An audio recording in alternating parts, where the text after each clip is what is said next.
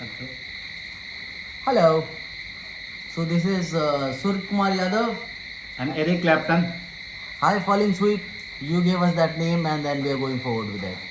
So we are here at the end of the third day of the second test, and we should have ideally made a video after the fifth day of the first test, which we did not make because what happened? Because we are too disappointed with the way we lost. Yeah, we could have turned into what is that guy from Pakistan? Mohammad Rizwan. No, Muhammad Rizwan is a guy from Pakistan. Now, what is the podcaster from Pakistan? Wase Habib. Oh, Wase. We could have turned into Wase Habib. So that's why we thought like there's no point making that video. And of course we lost. We lost to a good team. We lost to a good batting side. We lost to Ben Duckett. We lost to Joe Root. And we like literally lost to bad ball, to be very honest.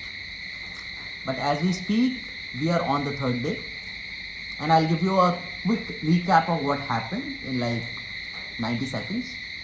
First day, India comes out to bat. KL Rahul is good. Karun Nair comes. Karun Nair at 3, I thought was a good decision because in the last test we thought Karun Nair was coming late. Yes. And because it's his regular position is 3-4 in the Ranji side, in the first class side, so it was good that he came at 3 because he could not take the fourth position. He could not do much, and then came our guy. What do you want to talk about it? No, please go ahead. Rishabh Pant. No, before Rishabh Pant came Shubman Gill. Yeah, I thought you were talking about Rishabh Pant. So came our guy Shubman Gill, played brilliant, controlled innings, and as you must have heard from other people that with so much control, 93-94% of control, no fall shots, it's like really rare when you're playing on, even if it is flat. If you go to England, you think that ball is going to do something, and then you would go here and there.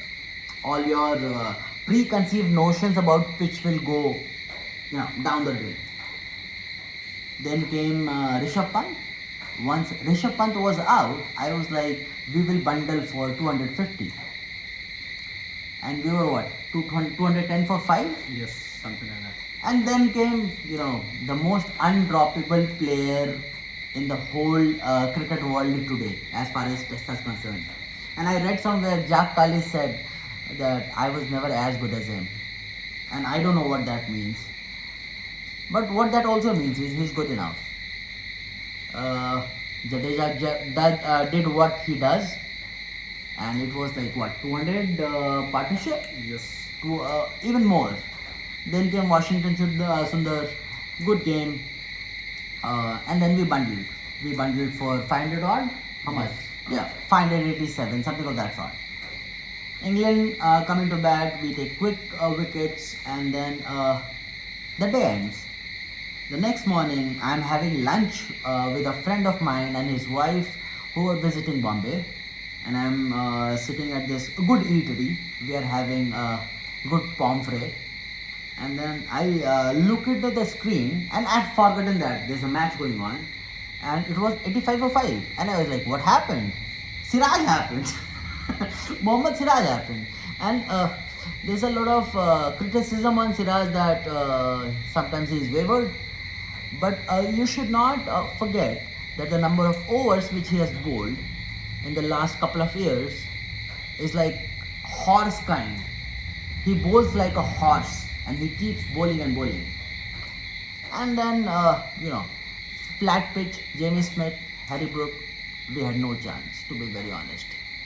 Even if you create a chance, Akashdeep felt like the only bowler who could take the ball in, either to the right-hander or to the left-hander.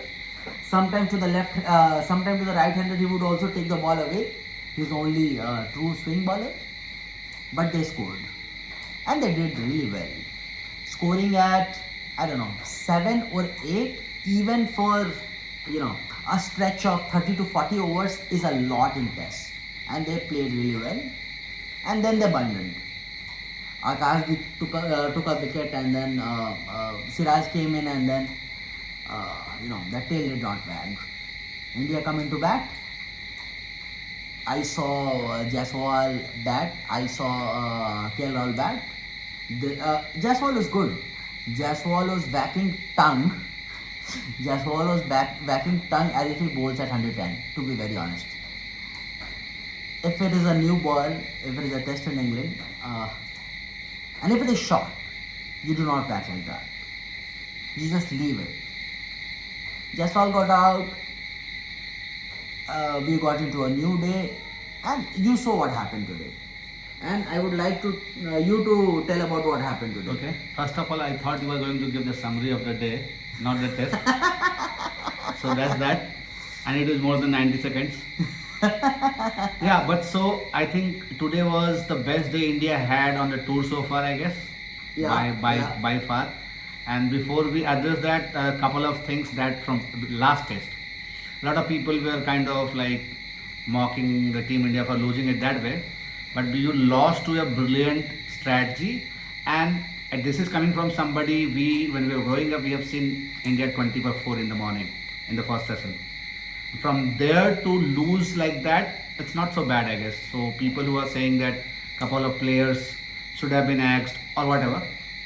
The other thing which I was also trying to tell in the last test, Akashdeep should always play when Bumrah is not playing. Akashdeep should always play. He's a natural swing bowler. And also, I don't know, Nitish Reddy does not justify selection, I guess. If he is not bowled and his ball is not moving as much as I was expecting, because in Australia his ball was doing a bit. A little bit, yeah. So that's something that we should look at from a point of view of And selection. I think he has also not increased his speed. Okay. You expect something like that from somebody who is 23, 24. So what I found was there was no nip in the delivery, and if you do not have nip, if you are the second change, third change bowler, at least you should have pace. But the thing is, he is your average medium pacer that you build in India. Okay. Like he might not go more than 135 in his career or 132. 135 is fine. Like at 25, if you're not bowling 135, ever in your life you'll not bowl 135. He's not. Chris I guess. Stokes is like what, 35 plus? Yes. He's always bowled 135 in his life. Also, I think Karun Nair, although good decision to bat him on 3, maybe give him another couple of tests. Yeah. But down the order does not make sense. Yeah. Down the order, I want someone who can make 10 runs in 60 balls and a 40 ball 60 as well. Yeah. And that's where I am coming from always. I say Karun Nair does not deserve to play on 5 or 6. And if somebody needs to play up and down the order right now, that you can change it, then it should be Sai Sudarshan. If you want to have that flexibility that that person can come on 3 or 5 or 6, depending on whether you want to send Rishabh Pant up or somebody else up. So the guy should not be a 33-year-old guy, like from a team point of view. But don't you find Karun Nair a safe pair of hands? That's one. And second, his shots are exquisite. Like a couple of straight drives which he played, like when I watched those, it was from somebody who has played like 50-60 tests. You know what I mean? Yeah. He has played that much cricket. He has played that much cricket, that's true. He might have played 10 tests or 8 tests. Even less, 6 I guess. But he has played that much cricket, and that shows in the shots. Like no issue with his technique. But yeah, probably he needs more time. More time, but only on number 3. If you want to play him down the order, then it's not going to help him as well. That makes no sense. That's one thing. That makes no sense. Also, Jadeja, I don't know, in the second inning, although we knew that we want to get something past 550, 540 at least, but he was a bit slow. He had a good inning, he covered up later on. I differ with you from here. In the first inning, it was Jadeja who made sure that you got such a big total. Yes, of course. Because England scored so much and still you had a 180 runs lead. But look at the second inning. Probably they were cognizant of the fact that if they do not play, the tail will fold like the first test. Okay. And probably that's why Jadeja was slow. But why not send Nitish Reddy ahead of Jadeja? No. Why would you send Nitish Reddy ahead of Jadeja? Because at that point of time, I am expecting somebody to score at a 60-70 strike rate and get more time in the game for us. No, that I understand. But if you send somebody ahead of another player, what it says on the player whose turn it was. कि यार ये confident नहीं है, यही message आता है ना. But Nitish Reddy was supposed to bat higher than Jadeja, right? I don't think so. Matlab, I will like if I am have to make that order, and I'm also coming from the point of view. If you're going to play Nitish Reddy when Bumrah does not play, he got it back in the first inning. Yeah, he did. And this was the right time to maybe put him into bat, and we had to. He got like 1 run only because he had to attack. And like this is one thing which I never understood. I never understand sending messages into the middle. Gigi, now your Prince scored 150. I did not know at that point, and because there was still time, there was like 1.5 hour, even more in the game, and they were only looking at bowling 20 overs, 18 overs, 15 overs, something of that sort. Because if you bowl 15 overs tonight, then you have the ball new even in the morning, right? And then once you finish 80 overs, then you have a new ball. So that was the strategy which I think. Okay. So probably sending out these people was good, because even when Jadeja was batting, you could see Akashdeep in the stands with his pads on. So what does that tell you? That we are going to bat. We are going to bat. Nitish Kumar Reddy, probably he was told to score, and that's why he got out. But before that, if you see that there was a message which came into the middle when Jadeja and Gill were batting. Okay. Gill scores a 6 and then he gets out. Okay. What did you tell him? There was no requirement to tell. The captain is inside, the captain is in the arena, he knows what to do. Why would you send random messages? You are 550, 560, 570 up in the game. I think they were 580 up in the game. Yeah, because we only declared for, when, we only played for 10 more minutes or 15 more minutes. So that makes no sense. And this does not look good on Gautam Gambhir, to be very honest. Also, another thing, I don't know, like, this is what I thought before I knew there is some rain forecast tomorrow. Yeah. I was thinking if I am Gautam Gambhir or Shubman Gill, I know that if I give them 110 overs to play, because on a day you are going to 80-85 overs. Okay. So that way you have to play them another 20-25 overs. Yeah. And if you give somebody 550 runs and 110 overs, and you think they can win, then you have already lost the game. So they should have declared maybe 50 runs earlier. I don't think so. It was more about the strategy that I should have a ball which is also new tomorrow morning. Means I don't see it like that. Okay. If you bowl 30 overs tonight, then you have a ball which is dead in the morning. Dead in the morning, okay. Makes sense. So if they bowl 20 overs tonight. Yeah. Prasidh Krishna bowled like 4-5 overs or 3 overs, I guess. Yes.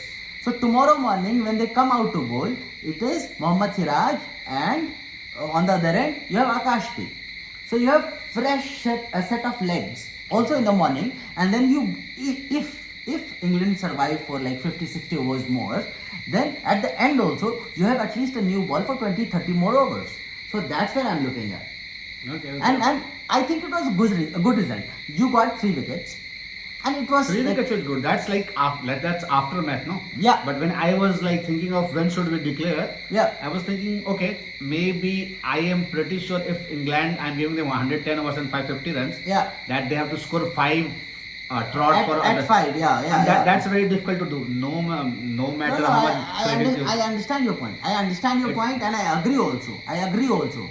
But had it been only 20 overs left in the game, I would agree to you. No, but now I am fine because we have got 3 wickets. I was expecting that in 30 overs. Yeah, that's we got 3 wickets and they have not scored at a very rapid pace. So they are like probably out of the game from a winning point of view. Yeah. And that may also be part of the strategy, that you bat enough and live enough time that the England cannot win. They're out of the game that way. Yeah, that's true.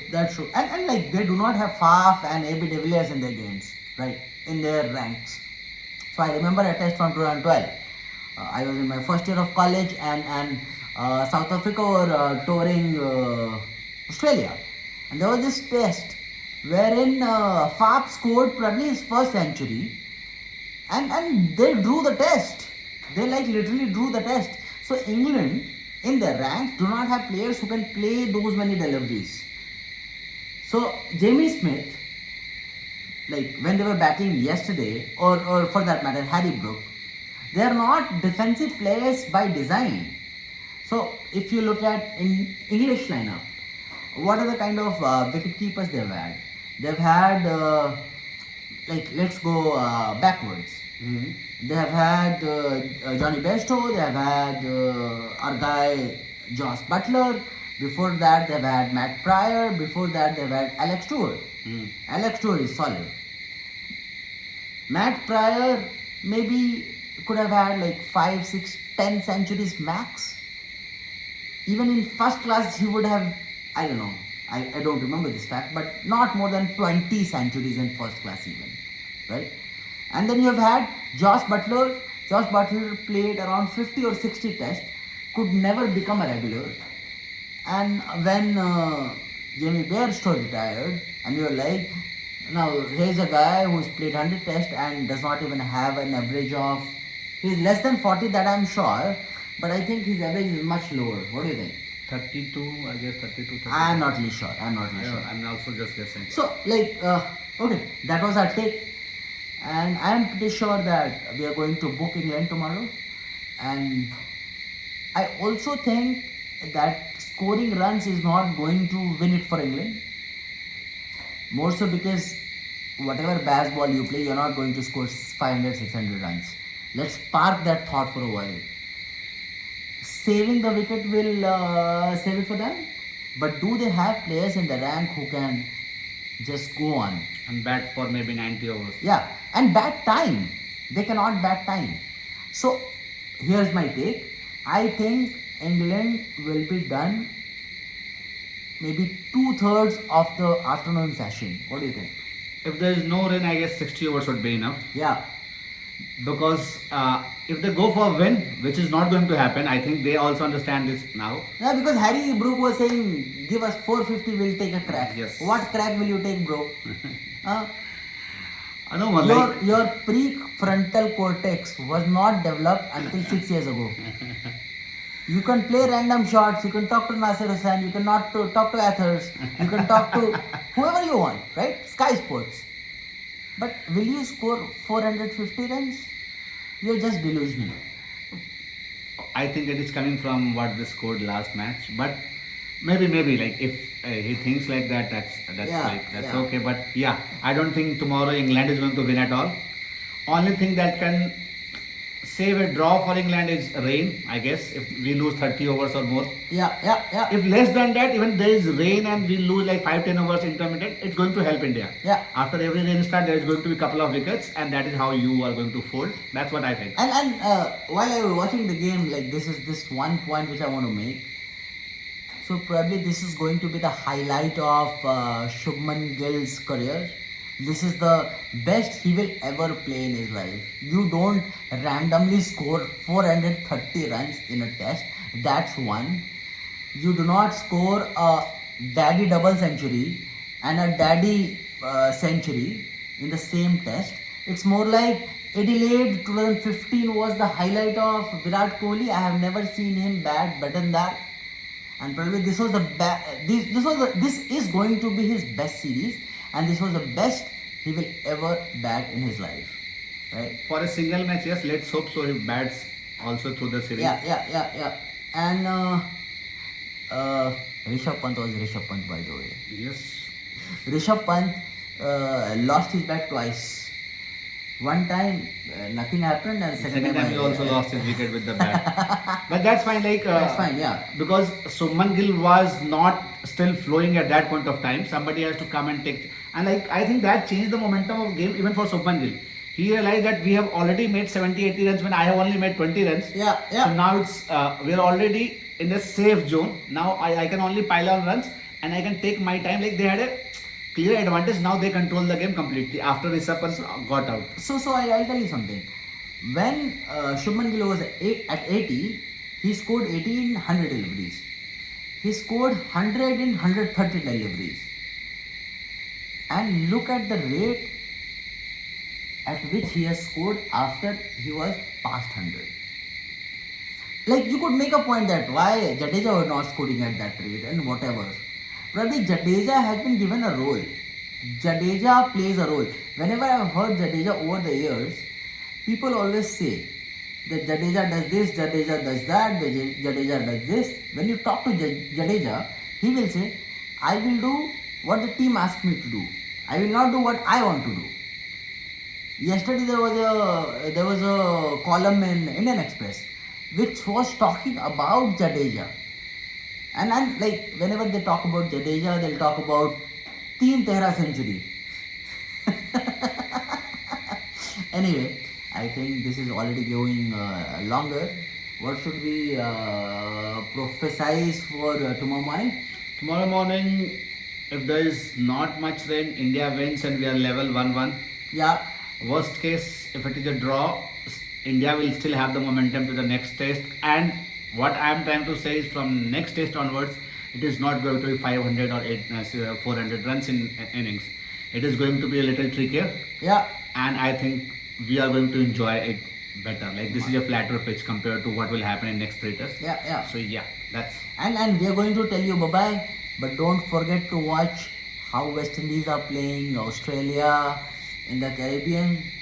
And I'll tell you something which is not talked about in the cricketing world.